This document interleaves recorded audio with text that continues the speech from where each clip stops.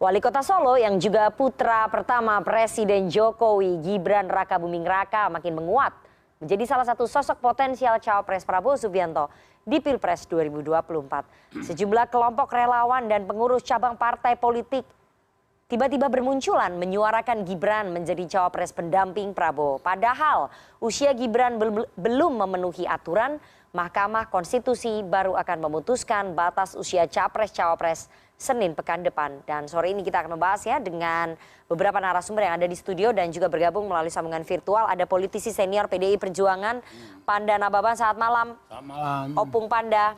Malam. Ada juga Direktur Eksekutif dari Indo Strategik, Mas Khairul Umam. Selamat malam, Mas Umam. Malam Mbak Nana, malam Opung. Dan bergabung melalui sambungan virtual ada Theodorus Randi Aditya, Ketua Umum Relawan Gibran untuk Negeri atau GUN. Udah ada relawannya nih, Pung. Mas Randi, selamat malam. Baik, selamat malam. Oke, saya mau ke Mas Randi dulu ya. Karena ini pencetusnya itu relawan-relawan. Ini beberapa hari ini banyak sekali relawan yang tiba-tiba mendukung Mas Gibran. Mas Randi, Anda sebagai perwakilan relawan Gibran untuk Negeri ini mendorong Mas Gibran maju sebagai cawapres. Motifnya apa? Kan usianya Mas Gibran belum memenuhi syarat begitu. Oke, baik. Ya, saya pribadi kami bukan politisi, kami bukan aktivis atau mantan aktivis mahasiswa. Kami dan teman-teman hanyalah kaum muda Indonesia biasa yang selama ini bekerja sebagai wira swasta, profesional, pekerja kantoran, pekerja seni, lawyer. Ya seperti yang kita tahu bahwa dalam pemilu 2024 nanti, pemuda-pemudilah yang akan menentukan arah pergerakan bangsa ini untuk 5 tahun ke depan. Dan di atas 50% pemilih dari kaum milenial dan Gen Z. Ya, rekam jejak beliau sebagai politisi dan prestasi Mas Gibran sebagai wali kota Solo, menurut kami adalah salah satu modal yang cukup mencalonkan diri sebagai cawapres. Oke. Ya, sudah sangat jelas dan konkret bahwa pemuda Indonesia membutuhkan Mas Gibran sebagai perwakilan dari kami. Oke, tadi Anda katakan bahwa Anda bukan politisi, bukan aktivis begitu ya, tapi Anda tercatat sebagai pengurus DPP Perani, itu apa, Mas? Oh, kalau itu hanya perkumpulan penasihat hukum di Indonesia. Oke. Makanya kami dari berbagai kalangan biasa seperti ada lawyer, profesional, pekerja kantoran, pekerja seni, wira swasta, gitu. Hanya anak-anak muda dari kaum milenial dan Gen Z. Oke, begini ya, kami dengar bahwa ada yang menggerakkan relawan-relawan. Apakah memang ada perintah dari partai tertentu atau capres tertentu untuk sengaja mendorong Mas Gibran maju?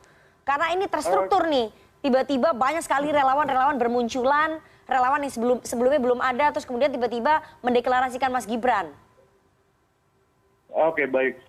Kita benar-benar murni dari rasa, dari hati kita terbentuk organik gitu. Memang relawan GAN sendiri, Gibran untuk Negeri, dibentuk sebagai salah satu perwujudan aspirasi kaum muda. Yang kita ini sebenarnya puas dan bersyukur atas kondisi bangsa dan negara yang dipimpin oleh Pak Presiden Jokowi saat ini gitu. Kami juga memang khawatir pembangunan Indonesia yang telah berjalan terus ini terhenti apabila Pak Jokowi tidak menjadi presiden lagi gitu.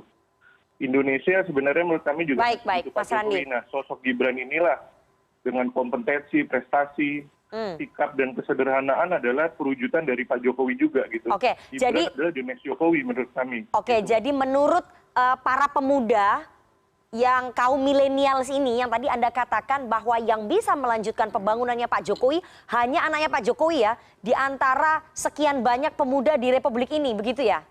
Menurut Mas Randi? Betul. Kalau untuk mewakili pemuda-pemudi, kita percaya sosok Mas Gibran ini yang bisa meneruskan. Makanya kita mendorong, berharap Mas Gibran menjadi cawapres 2024-2029. Oke, jadi memang karena Gibran anaknya Pak Jokowi, makanya Anda dorong ataupun relawan ini dorong untuk maju menjadi cawapres. Kalau Gibran bukan anaknya Pak Jokowi, nggak akan didorong ya Mas Randi ya?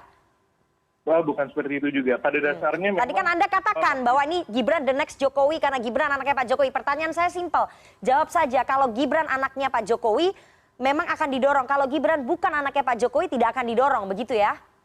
Bukan begitu Mbak, karena memang kita lihat track record Mas Gibran dulu. Bukan serta-merta Mas Gibran belum punya track record terus kita dorong jadi cawapres. Tapi karena Mas Gibran sendiri prestasinya dari politisi, pertama dia dari pengusaha, lalu politisi, langsung bisa menjadi wali kota Solo dan berhasil seperti itu. Oke. Ini Gibran ini didorong sebagai cawapresnya siapa sih Mas Randi? Kalau untuk keputusan cawapresnya nanti kita serahkan sepenuhnya kepada keputusan Mas Gibran. Oke, jadi Mas Gibran bisa juga ya jadi cawapresnya Mas Ganjar, bukan hanya cawapresnya Pak Prabowo begitu ya, tetap akan mendukung kan? Siapapun capresnya, pokoknya cawapresnya Mas Gibran begitu kan? Betul, kalau kami dari relawan GAN, Gibran untuk negeri, kita tegak lurus mendukung Mas Gibran, siapapun keputusan Mas Gibran, capresnya kami support. Opung Panda, jadi beberapa hari ini saya nggak tahu ya, ini tapi bermunculan relawan-relawan kemudian yang tiba-tiba mendeklarasikan Mas Gibran untuk maju sebagai cawapres 2024. Nih respon dari PDI Perjuangan seperti apa nih? Sebenarnya tidak ada respon. Kita itu hak dia lah itu, haknya Gibran ini. Cuma saya mau mengingatkan aja, terutama yang muda-muda itu. Ada satu etika. Kalau Presiden Jokowi bilang di DPR berpolitik dengan budi pekerti, itu tahun 21 sebelum dia wali kota, proses pemilihan wali kota Solo dari ranting cabang sampai ini sudah terproses 4 bulan dan sudah final. Memilih Teguh, Purnomo dan Teguh Solo. Tetapi Jokowi meminta ke Ibu Mega biar anaknya. Anaknya. Jadi ini khusus Presiden Jokowi minta ke Bu Mega, Ketua Umum PDI Perjuangan supaya anaknya bisa maju wali kota Solo. Ini PP 25, peraturan partai 25 itu mensyaratkan paling tidak minimal 2 tahun sudah ada di partai. Ya, menjadi kader. Dan kemudian pemilihan calon wali kota itu proses dari bawah. Dan itu sudah dijalankan. Mega karena dia mungkin sayangnya sama Jokowi, dengan hak prerogatif dia abaikanlah itu. Diistimewakanlah ini. Alangkah tragisnya dengan gampang sekarang mau ditinggal. Siapa yang ditinggal maksudnya? Kalau Gibran kemudian maju keluar dari PDI Perjuangan, kita nggak terbayang aku etikanya, tata keramanya, budayanya, nggak terbayang saya. Apakah iya Jokowi dengan keluarganya mempunyai karakter seperti itu? Iya kan? Pengorbanan di jajaran PDI Perjuangan Solo yang sudah melakukan proses demokratisasi dengan dari ranting pilih beberapa kompetisi, kemudian dapatlah namanya Purnomo dan Teguh. Dan sudah dikirim ke Jakarta. Hasilnya sudah dikirim ke Jakarta, tinggal nunggu rekomendasi dari Ibu Ketua Jokowi datang minta anaknya. Dengan pengorbanan yang begitu besar dari partai, kemudian diluluskan anaknya oleh. Anda melihat nanti ini bagaimana untuk yang cawapres 2024? Nggak terbayang sama saya tata krama, budi pekerti dengan dalih apapun, kemudian mengabaikan, menafikan itu gitu loh, secara etika. Kan belum tentu Presiden Jokowi mengizinkan atau merestui. Dengar dulu. Mungkin anaknya yang pengen. Ini membantu biar Gibran juga dengar ini gitu loh, ya kan? Nggak kebayang saya. Apa iya sehebat itu nafsu kekuasaan itu? Sehebat itu, nggak ada lagi totok romo, nggak ada lagi satu etika, nggak peduli pengorbanan DPC Solo, nggak ada urusan PP 25. Itu kan tadi dikatakan oleh Ketua Relawan Gibran untuk Negeri bahwa mereka itu berharap Pak Jokowi itu bisa digantikan oleh Mas Gibran karena Mas Gibran itu the next-nya Pak Jokowi yang bisa melanjutkan pembangunan tuh hanya Mas Gibran kalau menurut milenial-milenial. Tapi ada tata keramanya, ada aturannya, tidak ujuk-ujuk ini organisasi apa ini sepak bola bulu tangkis atau gimana gitu loh. Ada tatanannya. Kami sebagai partai besar itu ada. Dan ini keistimewaan paling sangat istimewa. Megawati memberikan kesempatan kepada Jokowi dan anaknya jadi wali kota. Itu sangat istimewa. Jadi kalau misalnya nanti pada akhirnya MK memutuskan kemudian Mas Gibran punya peluang maju cawapres, kemudian peluangnya itu diambil, PDI Perjuangan akan apa? Merasa terhianati oleh Pak Jokowi dan keluarganya dan anak-anaknya? Bukan nggak ada dikhianati, nggak ada. Yang saya bayangkan tuh apa iya moralnya begitu, apa iya budi pekertinya begitu. Apa iya? Itu aja yang belum terbayang sama saya. Oke, saya mau ke Mas Umam. Mas Umam, Anda melihat bahwa ada skenario yang memang khusus dirancang menciptakan kondisi bahwa banyak sekali relawan yang mendukung Mas Gibran untuk maju, kemudian ada beberapa ormas saya partai yang mendukung juga Mas Gibran untuk maju. Jadi seolah-olah dukungannya itu banyak begitu untuk mendukung Mas Gibran maju sebagai cawapres. Kalau kita merujuk ke teori gerakan sosial, Mbak, sesuatu yang sifatnya genuine itu seringkali dia akan memiliki akar yang kuat. Sinyal-sinyalnya itu begitu mudah dibaca sejak awal. Tetapi kalau misal kemudian gerakan itu terjadi secara spontanitas, kemudian dalam waktu yang cukup singkat, besar kemungkinan itu adalah hasil orkestrasi. Jadi ini hasil orkestrasi menurut Anda? Kalau kita melihatnya membaca per hari ini menunjukkan kecenderungan semacam itu. Maka kalau misal kemudian kita cerna apakah ini bagian dari gerakan yang genuine, yang orisinil, lahir dari masyarakat, tampaknya tidak menunjukkan indikasi itu. Nah maka terkait dengan konteks ini, memang syarat umur tadi kemudian katanya tidak memenuhi, tetapi rasanya di saat yang sama operasi kekuasaan sudah dilakukan dan konon kabarnya menurut informasi spekulatif syarat yang diarahkan oleh MK bukan lagi soal umur. MK katanya tidak akan menyentuh soal umur, Bung. Tetapi memberikan celah terkait dengan konteks pengalaman sebagai kepala frasa daerah. Kepala daerah itu dimasukkan. Jadi pokoknya intinya itu Mas Gibran bisa maju lah. Gitu. Betul. Nah, tapi kalau misal situasi ini terjadi, betul, saya berkeyakinan bahwa kemudian akan terjadi perang bubat antara Pak Prabowo dan juga PDIP. Bagaimanapun juga saya menghargai Opung tadi mencoba untuk menahan betul diksi-diksi yang cukup berpotensi memantik. Tapi kalau saya bahasakan, Opung sebenarnya ingin menyuarakan kekecewaan yang begitu besar. Terhadap apa? Ya sebenarnya ini adalah sebuah fakta pengkhianatan. Bukan kekecewaan. Nah, artinya bukan, apa? Kita hargai Opung mencoba untuk menahan diri itu. Tetapi bagaimanapun juga Mas Gibran, kalau misal dia kemudian maju menjadi cawapres Pak Pak Prabowo, secara otomatis dia mengabaikan untuk kesekian kalinya dari keluarga Pak Jokowi terhadap apa yang diarahkan oleh PDIP itu sendiri. Nah, oleh karena itu, kalau misal kemudian ini terjadi, besar kemungkinan PDIP akan melakukan evaluasi total terhadap pola relasi, termasuk barangkali keanggotaan Gibran di dalam PDIP, termasuk status petugas partai Pak Jokowi di PDIP itu sendiri. Nah, ya situasi ini tampaknya agak problematik, Mbak, karena bagaimanapun juga Jokowi sendiri memiliki catatan yang cukup banyak dan kalau misal tadi bicara tentang etik, ya ini bisa menjadi sebuah munisi yang sangat besar, terutama ketika kemudian Gibran akan diserang terkait dengan konteks politisi karbitan, kemudian politik dinasti. Dan ini semua berpotensi kemudian mengumpulkan seluruh kekuatan rival-rival politik Pak Jokowi untuk bersatu, termasuk dengan PDIP, menghadapi kekuatan Prabowo Gibran atau siapapun nanti yang memberikan dukungan. Saya akan tanya lebih dalam ya, apakah Presiden Jokowi memang merestui atau Presiden Jokowi tutup mata, kita nggak tahu ya. Tapi kita harus jeda terlebih dahulu, jangan kemana-mana, tetap bersama kami di CNN Indonesia Newsroom.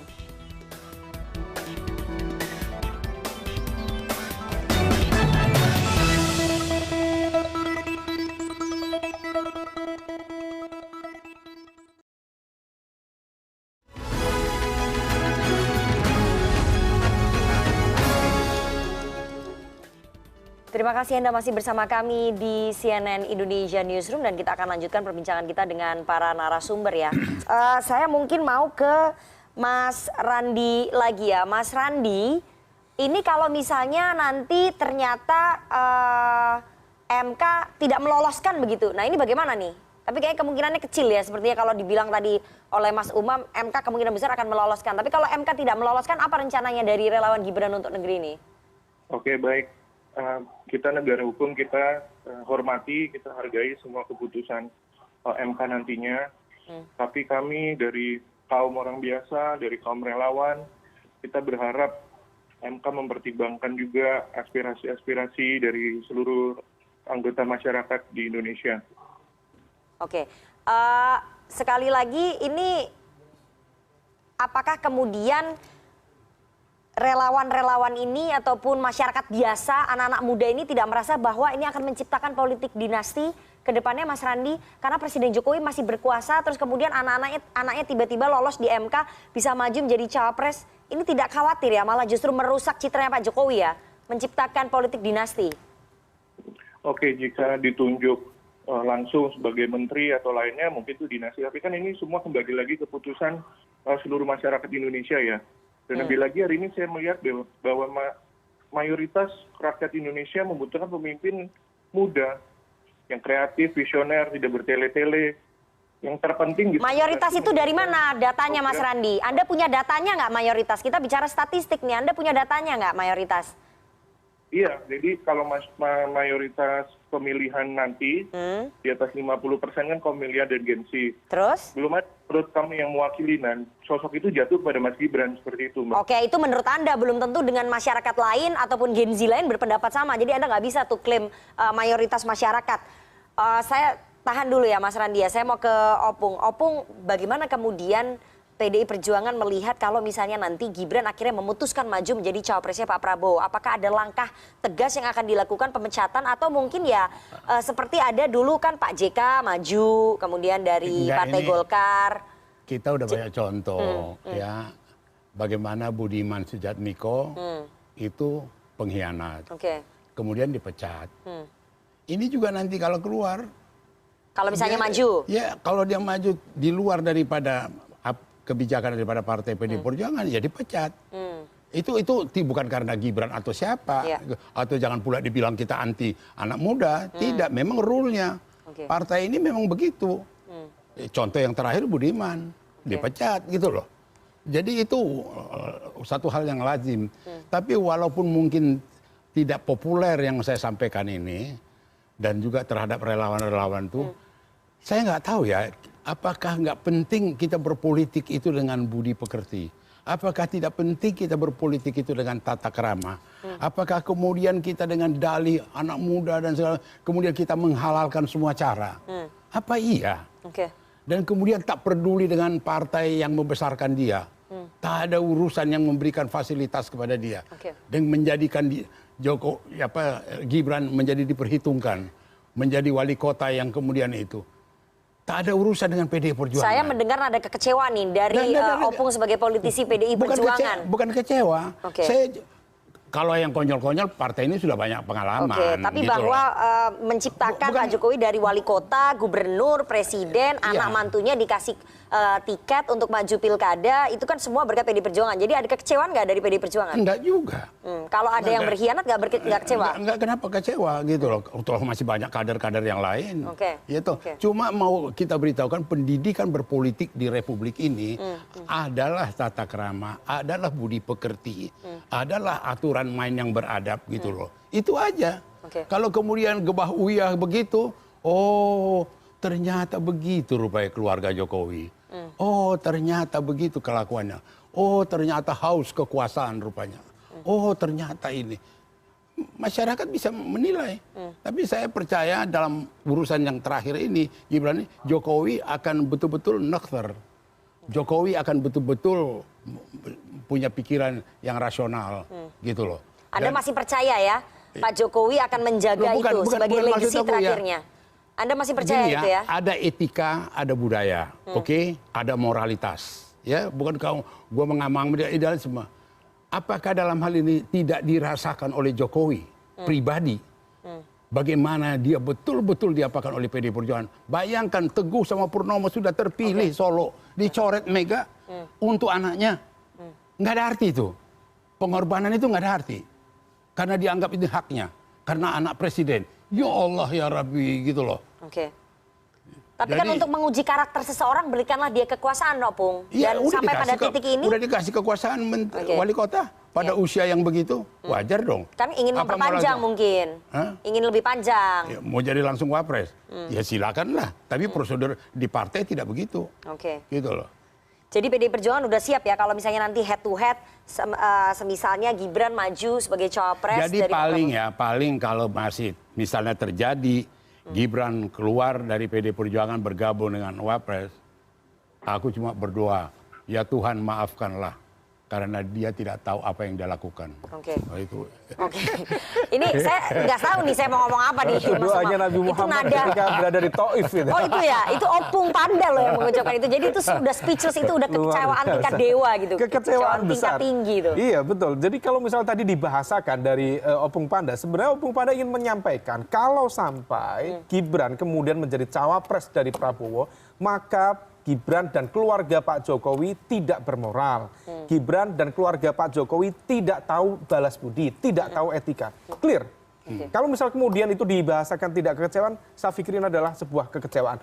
Tetapi bagaimanapun juga itu adalah sesuatu yang wajar. Karena bagaimanapun juga PDIP, Bu Mega memang betul memiliki kontribusi besar terhadap upaya membesarkan nama besar Jokowi sendiri. Dan yang harus diantisipasi, sebuah kekuasaan itu Mbak, itu akan dilihat dari first impression dan last impression. First impression diakui atau tidak, Pak Jokowi berhasil meyakinkan publik bahwa kinerja pemerintahannya bisa diterima.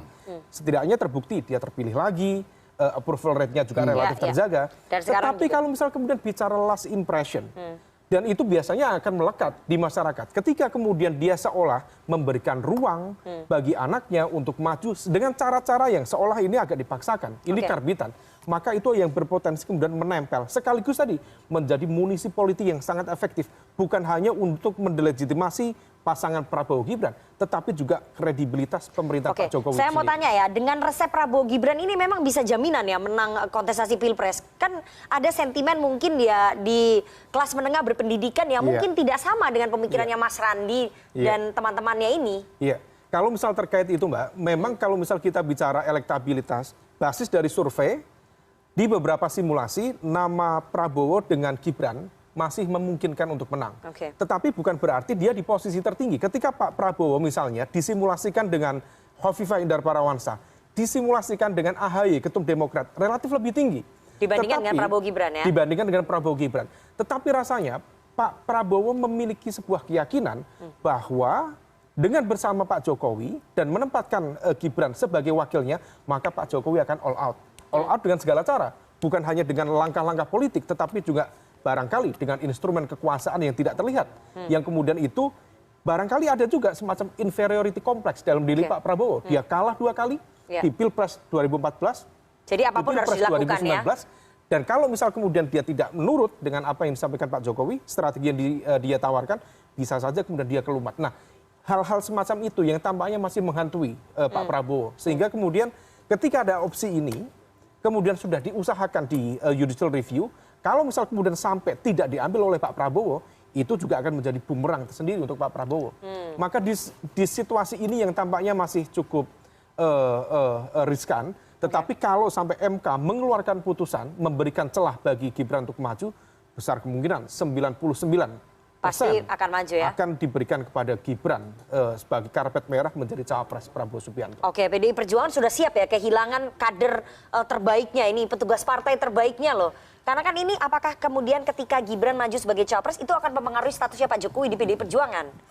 Ini begini ya, jangan dulu sejauh itu. Setelah Rakernas keempat, itu kita berharap ada satu sikap Jokowi yang lebih menyesuaikan diri untuk tidak terlampau tergambar memberikan angin, memberikan harapan, membuat kedekatan kepada Prabowo.